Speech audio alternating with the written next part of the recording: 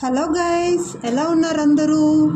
పొద్దునాలకే మా ఇంటి దగ్గర పక్షులు అరుస్తూ ఉంటాయి. ఇదేం రా అని లేచి చూస్తే నా ఫోన్ అలారం కొట్టుకుంటూ ఉంటుంది.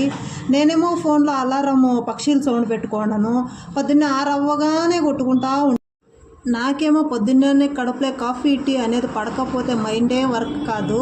పొద్దున్నే కాఫీ టీ తాగినాకే మైండ్ ఫ్రెష్ అయినాకే టిఫిన్ ఏమన్నా రెడీ చేస్తాను.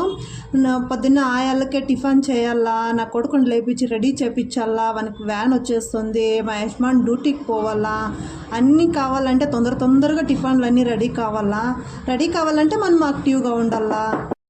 మా కొడుకు వాళ్ళ స్కూల్లో స్పోర్ట్స్ ఉండదు ఈరోజు. నిన్నేమో వాళ్ళు ఒక స్లిప్ ఇచ్చి పంపించినారు, స్పైక్ షూస్ కావాలి అనేసి. మనకేమో ఆ స్పైక్ షూస్ ఏమి అంటేనే తెలీదు.